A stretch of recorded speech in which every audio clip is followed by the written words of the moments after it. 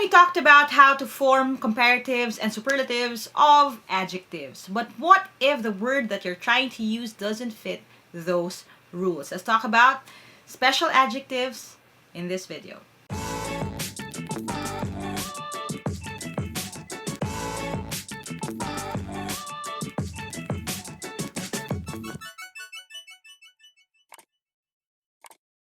Hi there! Thank you for checking out my channel. Thank you for clicking on this video. If this is the first video that you're watching from my channel, I make educational and motivational content. So if you don't want to miss any of my new uploads, don't forget to hit subscribe and hit that bell icon. Now, like I said sa intro kanina, we are going to talk about special adjectives. So yung mga hindi nag-fit in dun sa mga rules that I talked about in an earlier video. And if you haven't seen my other videos on comparatives and superlatives, this is actually part of the series. This is actually the third video. If you haven't seen parts 1 and 2 yet, I will link them right here and also in the description box below if you're watching this on YouTube. Alright? Pause nyo muna to, watch those, and then come back na lang later. Alright? Now, if you're done with those, now we can proceed with this lesson. And in order for me to explain better, I'm going to switch over to my PC. I'll see you in a bit. Alright, so ito yung ating discussion on comparatives and superlatives. This is part 3 ng series. In this part, I'm going to discuss yung special or irregular adjectives. Kasi kung hindi nyo pa napapanood yung mga iba nating mga topics, na pag-usapan na natin yung a bunch of those. We talked about yung comparative superlative swap na problem point, lagi na pagpapalit yan ng iba, hindi napapansin. Dun sa ating unang video, yung construction error na pag-usapan natin last time. This time, irregular adjectives yung pag-uusapan natin. Yung doubling up or redundancy, I'll talk about that in a separate video. And actually, meron na akong konting segue dyan dun sa mas lumang video ko. Hindi naman luma eh. Actually, it's very, very recent. Yung when it comes to yung ating redundancy rule sa sentences, sa sentence correction specifically. So, panoorin nyo na lang din yun. I'll link it dito sa taas ng video na ito. Okay? Now, ang una natin kailangan pag-usapan would be yung table natin. So, I'm going to discuss yung adjective, kung ano man yung adjective or word to describe something na irregular, tapos yung kanyang comparative version, and yung superlative version. Just a quick review again, ang comparative is you comparing this to one other thing or one other group of things. Basically, dalawa lang yung pinagkukumpara mo. Yung superlative naman, ibig sabihin siya na yung pinaka. So, kumbaga sa Tagalog, comparative is mas, tapos yung superlative, yan yung pinaka. Okay? Doon sa iyong paragraph or sentence. So, first adjective natin is yung good. Ang good, again, wala namang word na gooder or goodest. Ang ginagamit natin dyan in comparative form is yung better. And then sa superlative, siya naman yung best. So again, good, better, best. Again, merong recurring theme nung ating mga letters. If you notice, may R, E pa rin sa better, and yung best may ST pa rin or may S. Kasi kadalasan yan yung sinasabi na superlative may S. Okay, yung pinaka na siya. So, cutest, di ba? Prettiest, best. Siya yung superlative. Okay? So, good, better, best. Next is yung ating word na bad. Ang comparative version niya is yung worse, and then yung superlative version niya is worst. Okay? So, if something happened sa'yo, or experience mo, kunyari, it's the worst of the two, it's the worst food I've ever had. Okay? Yun yung sinasabi natin na comparative and superlative version ng bad. So, if the food is bad sa place na yon, kung sasabihin mo na mas hindi pa siya masarap kaysa dun sa isang place, we would say that it's worse than the eatery around the corner.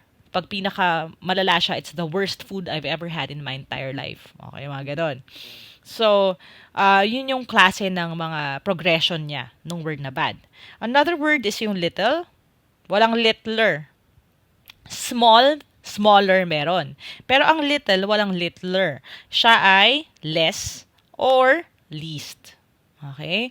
So, when you talk about mga bagay, lalo na sa mga nouns, non-count nouns, and countable nouns, may mga rules kasi yan when it comes to that. You're going to say less kung comparative and least kung superlative. So, ibig sabihin, I have less money in this bank account than in my other one. I have the least money in this bank account out of all my bank accounts. Yun yung sinasabi doon. So, sa kaunti, it's less and least. Sa much naman, wala ring mucher. It's going to be more for comparative and then most for superlative. Alright, so kunyari, more people attended the concert this year than last year's. Okay? Or, pwede mo sabihin, we had the most number of attendees since the history of this concert. Okay? Or since the history of this event. Yun yung sinasabi na comparative and superlative version niya. Another adjective na tricky is yung far. Wala kasing farer or farthest. We use the words further or farther or furthest or farthest. But the thing with this is, again, iba ang paggamit ng further sa farther. Further kapag figurative distance, farther kapag siya ay literal distance. I discussed this in an older video, yung further, farther. If hindi nyo pa napapanood, i-link ko na lang din sa taas para maintindihan nyo yung nuances na kung paano siya gamitin. Okay? It's part of yung homophone horrors natin. Now, itong table na ito, it's great if you can take down notes or if you can memorize this or at least be familiar with it para sa exam ready na kayo. Okay? Something that you could come across would be something like this. Sentence collection to. Sabi niya, I placed a bucket of water on top of the door to get Brian wet. But Dr. Cruz walked in before Brian. It was the worst mistake of my life. Most people don't notice na ang mali dyan actually is letter D. Bakit? Kasi yung worst mali, dapat dahil siya ang pinakamalala mong mistake sa buhay mo, it has to be worst with a T. Kasi pinaka na siya, worst dapat. Okay? So, ito yung mga types of questions. Again, hindi siya pansinin. But if you know yung mga forms nitong mga irregular adjectives natin, mas madali nyo siyang masaspatan. Now, the best way for you to understand this would be through a quick quiz. Ito yung quiz natin on comparatives and superlatives and the special or irregular adjectives. I'm going to give you 5 sentences with the base form ng word. Ang una nyong task is to determine kung comparative o superlative yung gagamitin. And then, pangalawang task ninyo is to convert that into the form ng word na yon. Okay? So, if you have your pen and paper ready, your timer starts now.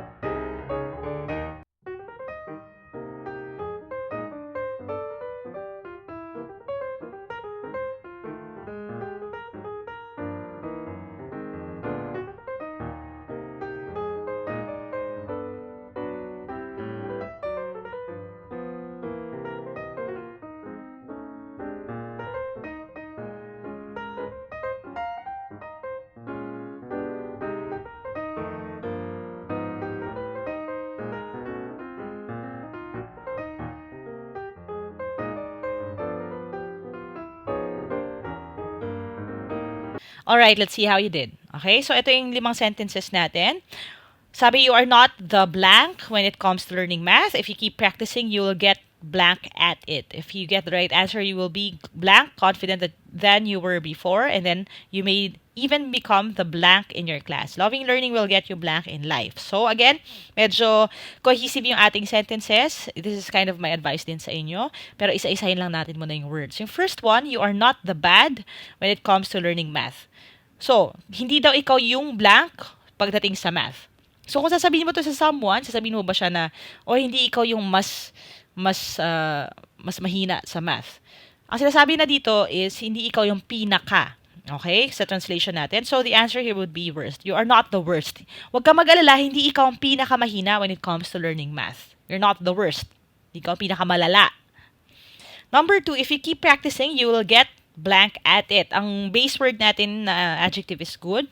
So, sabi niya, kung magpa-practice ka daw, anong mangyayari sa'yo? Magiging pinaka ba o mas? Magiging mas magaling ka. Kung ikaw ay magpa-practice, ikaw ay gagaling. So, mas gagaling ka at it. So, you will get better at it. Comparative lang. Kasi sinasabi mo lang, gagaling ka ng gagaling. Okay? Number 3, if you get the right answer, you will be blank confident than you were before. So, again, root word natin is much. So, kung makukuha mo tayo yung tamang sagot, you will be blank confident than you were before. So, meron tayo yung parang word natin na clue dyan, yung word na than. Pag sinabing than, ibig sabihin, kino-compare mo siya. Kasi ano ba yung kino-compare mo dito? Kino-compare ko yung, pag tumama ka, yung feeling mo, yung confidence mo yon kesa dati. So, kung may kaysa dati, that is mas. So, comparative version ng much. Ang comparative version ng much is more. You will be more confident than you were before. Number 4, you may even be the good in your class. You may even be, actually, parang, pwede pa nga na maging ikaw yung pinakamagaling sa iyong class. Kasi ang kino-compare mo na yung buong klase mo. Sa buong klase mo, ikaw ang magiging pinakamagaling. So, the answer here would be best. You may even become the best in your class. Okay? Number 5, loving learning will get you blank in life. So, yung base word natin is far. Unang tanong, figurative ba or literal yung sinasabi dito? So, distansya ba ng lupa yan? Hindi.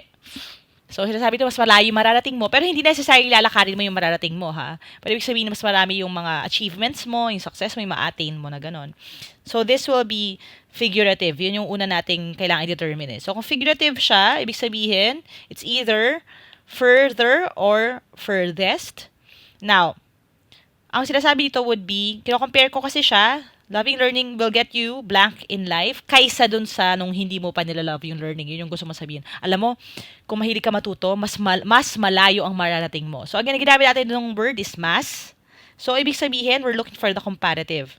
So, that would be further. Loving learning will get you further in life. Hindi furthest. Kasi hindi ikaw yung pinakamalay mararating. Pero, mas malay mararating mo kaysa dun sa dating ikaw. So, the answer is further. So, ang answers natin, worst, better, more, best, and further. I hope you got these right. Now, if you didn't, that's okay. If you want more exercises, I will be posting more questions on my Instagram account. So, if you don't follow me yet, follow me at Lyqa Maravillo on Instagram. There is a quick quiz function dun sa Instagram story para pag nag-post ako ng question, makikita nyo na makakapili kayo ng kung ano yung tamang sagot. Sa tingin ninyo, makikita nyo agad kung tama o mali, and makikita ko rin yung results. Don't worry, I don't share that with anyone else. It's just a great way for me to know kung natututo na kayo or kung kailangan ko pa mag-discuss ng further dun sa topic na yon. Okay? So, just follow me at Lyqa Maravillo for more of that. Alright, I hope you learned something today. If you did, click thumbs up. Make sure that you share this video with your friends. And ano, mag-exam din sila para mas marami tayong matulungan. And as always, if you want to reach out to me directly, you can go and check out yung mga reviewers that I made, join the online or live review events through my Facebook page, www.facebook.com/Team Lyqa. And if you haven't subscribed yet, subscribe na and hit that bell para hindi mo miss yung mga paparating pa lang na mga lessons. I would love to hear back from you. Thanks guys for watching. As we always say dito sa team, never stop learning. Aja, kain yan. I'll see you in my next video and bye for now.